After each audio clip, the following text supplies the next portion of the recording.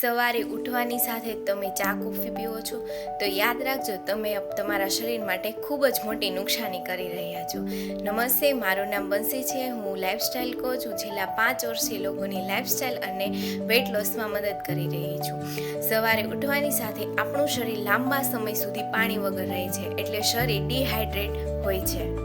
એ સમયે ચા કોફી પીવાથી પેટની અંદર એસિડિટી વધારે બને છે, ગેસ, બળતરા અને અપચો થાય છે, પેટની સિસ્ટમ ડિસ્ટર્બ થાય છે અને હાર્ટબીટ અને નર્વસ સિસ્ટમ પર વધારે અસર પડે છે અને દિવસની શરૂઆત થાક સાથે થાય છે.